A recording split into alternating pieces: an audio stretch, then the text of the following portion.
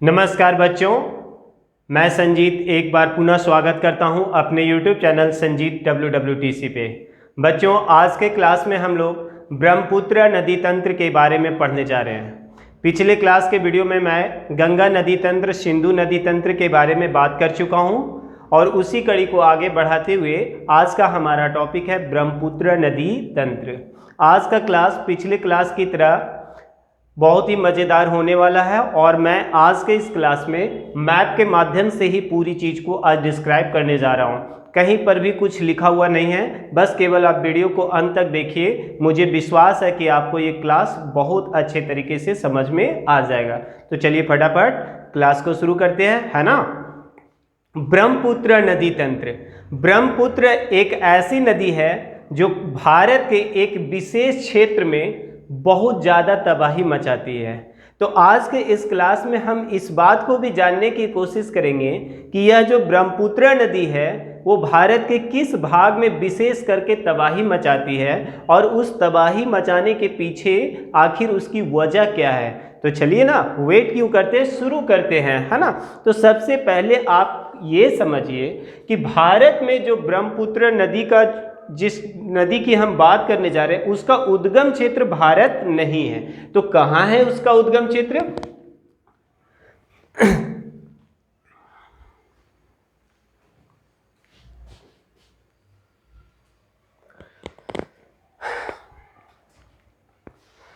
नमस्कार बच्चों, मैं संजीत और एक बार स्वागत करता हूं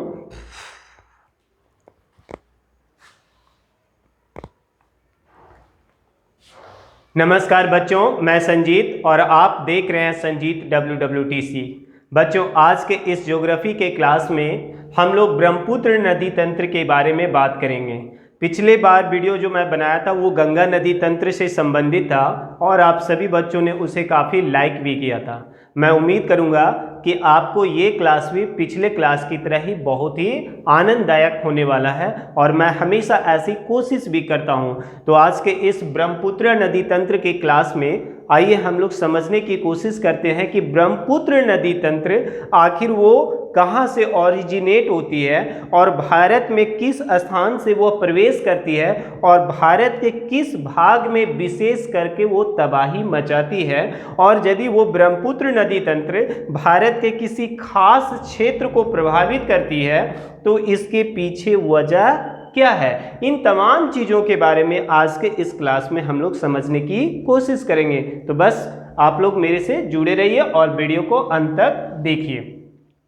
तो ब्रह्मपुत्र नदी तंत्र का जो मैं यदि उद्गम की बात करूं तो ब्रह्मपुत्र नदी का उद्गम जो है वो कैलाश मानसरोवर के पास, है ना, कैलाश मानसरोवर के पास से ये निकलती है, जहां से सिंधु नदी तंत्र का मैं उद्गम क्षेत्र बताया था। सिंधु नदी तंत्र यहीं से निकलती है और वो इस डायरेक्शन में यानी पश्चिम की ओर बहती है, जबकि ब्रह्मपुत्र नदी का ओरिजिनेट जो है वो भी कैलाश पर्वत के पास यानी कैलाश मानसरोवर के पास से ही ये भी यहाँ से निकलती है। और जिस समय ये ऑरिजिनेट होती है और ऑरिजिनेट होकर यानी निकल कर हिमालय के ठीक समानांतर, आपको पता है कि हिमालय का विस्तार जो है बिल्कुल इस प्रकार से अर्धचंद्र के रूप में है, तो ठीक इसी प्रकार से यहाँ से ये निकल कर यानी कि आप समझो ना कि तिब्बत के पास से निकल के ये हिमालय के ठीक पैरेलल जो है वो बहती है।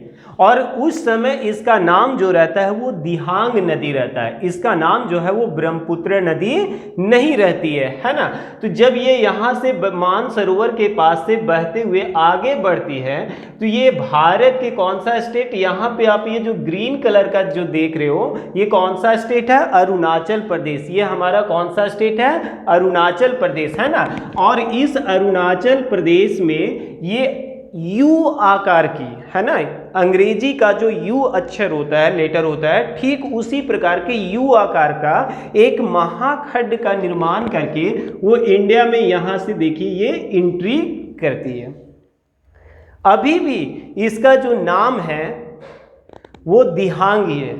भारत में यह नदी प्रवेश कर चुकी है परंतु अभी भी इसका नाम जो है वो दिहांग नदी है।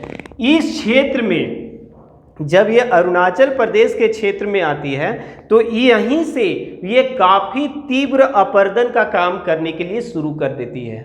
ये नदी जो है वो काफ़ी तीव्र अपरदन का कार्य करती है और इसके तलहट में काफ़ी गाद जो होता है वो जमा हो जाता है। इसी वजह से इसका पानी जो है ना वो फैलने के लिए शुरू हो जाता है। एक इसकी गहराई, नदी की जो गहराई है वो कम हो जाती है। आखिर कैसे अपरदन का काम करती है, क्यों इसके तलहटी में गाद भर जाते हैं, इसको समझिए कि आप ये जो तिब्बत देख रहे हो, जब ये तिब्बत क्षेत्र से ऑरिजिनेट होती है तो इस तिब्बत क्षेत्र की जो औसत ऊंचाई की बात की जाती है वो 5000 मीटर माना जाता है। तिब्बत का जो ऊंचाई है वो 5000 मीटर है लगभग।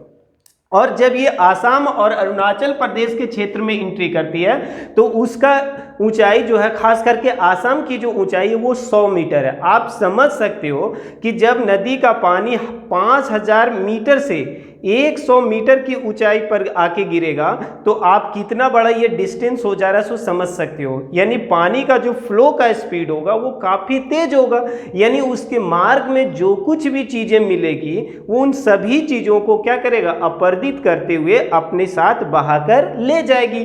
और वो सारा चीज़, चाहे वो चट्टान हो या मिट्टी हो, वो सारी चीज़ें आकर नदी के तलहटी में यानी नदी के नीचे जो है वो आकर जमा हो जाती है, जिससे नदी की गहराई जो है वो कम हो जाती है। इसी वजह से आप समझिए ना, नदी यदि गहरा रहेगा तो उसमें पानी ज़्यादा लेगा, परंतु यदि नदी की गहराई ही कम हो गई लेकिन पानी की मात्रा तो कम ही नहीं, पानी की मात्रा तो जस के तस है, तो पानी क्या होगा, ओवरफ्लो होने लगेगा, वो फैलने के लिए शुरू होगा, है ना। तो अभी मैं बतला रहा था कि ये नदी कहाँ पर प्रवेश करती है, अरुणाचल प्रदेश में। इस अरुणाचल प्रदेश में इससे आकर लोहित और केनुला नदी जो है वो आकर मिल जाती है। एक और बड़ी बात है कि ब्रह्मपुत्र नदी तंत्र की जितनी भी सहायक नदियां हैं वो भी बड़ी बड़ी नदियां हैं और इसी वजह से इसमें पानी का अभाव कभी भी नहीं होता है। तो अरुणाचल प्रदेश से ये बहते हुए जब ये कहाँ पहुँचती है, ये जो येलो कलर का आप ये जो मैप देख रहे हो ऐसा है ना, यहाँ पे आप येलो कलर का, ये मैं फिंगर से भी करने की कोशिश कर रहा हूँ, ये जो इलाका है ये आपका असम का इलाका है। और इसी असम में एक जगह है तिनसुकिया, आपको पता होगा तिनसुकिया बहुत ही चर्चित जगह। तो जब ये नदी तिनसुकिया में प्रवेश करती है, यानी कौन सी नदी, दिहांग नदी जब तिनसुकिया में आती है तब इसका नाम पड़ता है ब्रह्मपुत्र। समझ गए ना, यानी ब्रह्मपुत्र नाम का नामकरण इसका कब होता है, जब ये आसाम के तिनसुकिया नामक प्रवेश यानी क्षेत्र में एंट्री करती है ना। और इस क्षेत्र में ये विशेष रूप से बहुत ज़्यादा तबाही मचाती है। कारण अब आप समझिए कि अरुणाचल प्रदेश भी पहाड़ी क्षेत्र है, हिमालयन रीजन वाला क्षेत्र है, यानी ये ऊंचाई का क्षेत्र है। आप इधर देख रहे हो नागालैंड, इधर देख रहे हो मणिपुर, इधर जो है वो मेघालय, ये सभी के सभी जो है वो पहाड़ी क्षेत्र है। यानी पहाड़ी क्षेत्र का मतलब मेरा कहने का तात्पर्य कि जब पहाड़ी क्षेत्र होगा तो वो ऊंचाई वाला क्षेत्र होगा।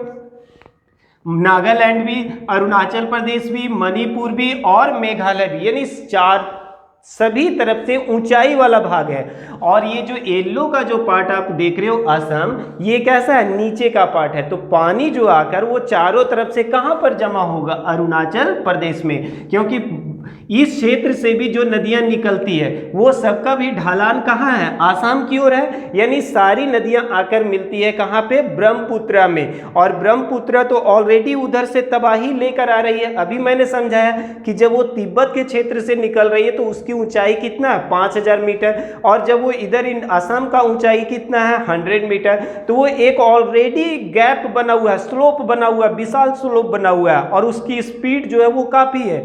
इसी वजह से उसके तलहटी में काफ़ी गाद जो है वो जमा हो चुका है और पानी जो है वो क्या होने लगता है, फैलने लगता है। तो यही पानी जो है वो आसाम के क्षेत्रों में चारों तरफ वर्षा ऋतु में फैल जाती है। और इसी वजह से काजीरंगा नेशनल पार्क जो प्रसिद्ध है किस लिए, एक सींग वाले गैंडे के लिए, है ना। तो ये काजीरंगा का जो क्षेत्र है वो बहुत विशेष रूप से क्या होता है, प्रभावित होता है। कहा जाता है कि जितने जानवर शिकारियों के द्वारा यानी इलीगल व्यापार करने वालों के द्वारा नहीं मारे जाते हैं इस क्षेत्र में, उससे कहीं ज़्यादा जीव जंतु जो है वो काजीरंगा नेशनल पार्क का इस बाढ़ में प्रतिवर्ष जो है वो डूबकर मर जाते हैं। और लाखों लोग मतलब हर साल 4 लाख 3 लाख लोगों को इस क्षेत्र से क्या करना होता है, विस्थापित होना पड़ता है जिस समय यहाँ पे बाढ़ आती है। काफ़ी लोग जो है वो मारे जाते हैं, यानी यहाँ के लोगों के जीवन में ब्रह्मपुत्र नदी जो है वो तबाही ही लेकर आती है। चलिए 750 किलोमीटर टोटल यदि हम लेंथ की बात करें इस ब्रह्मपुत्र नदी का, आसाम में कितना 750 किलोमीटर। जब ये नदी 750 किलोमीटर के क्षेत्र में आसाम से प्रवाहित होती है तो ये जाकर कहाँ मिल जाती है, बांग्लादेश में प्रवेश कर जाती है। यानी आप ये जो व्हाइट वाला क्षेत्र देख रहे हो ये कहाँ पे चली जाती है, ये क्षेत्र कौन सा है, तो बांग्लादेश का क्षेत्र है। और बांग्लादेश में ये नदी जो है वो आकर इस नदी से आकर मिलती है, कौन सी नदी, तीस्ता नदी। यानी जब ये आसाम से बहकर कहाँ प्रवेश करती है, बांग्लादेश में, तो बांग्लादेश में इससे आकर कौन मिलती है, तीस्ता नदी। और एक बार फिर से इसका नाम जो है वो चेंज हो जाता है और इसका नाम जो है वो पड़ जाता है कौन सा, जमुना। यानी पहले दिहांग नाम रहती है, फिर ब्रह्मपुत्र, और जब बांग्लादेश में इससे आकर मिल जाती है कौन सी नदी, तीस्ता नदी, तो इस नदी का नाम पड़ जाता है जमुना। यमुना गंगा की सहायक नदी है, लेकिन इसमें इसका नया नामकरण यमुना नहीं बल्कि क्या होता है, जमुना होता है ना। और लास्ट में इसमें आकर कौन सी नदी मिलती है, पद्मा नदी, है ना। और पद्मा नदी जब मिल जाती है तो अंततः ये बे ऑफ बंगाल यानी बंगाल की खाड़ी में आकर मिल जाती है। तो ये हमारा ब्रह्मपुत्र नदी के बारे में आज का क्लास था और ये काफ़ी मेरे ख्याल से आप सभी को समझ में आया होगा। यदि वाकई में समझ में आया हो तो प्लीज़ लाइक करिए, कमेंट करिए, अपने दोस्तों के बीच में शेयर करिए। धन्यवाद।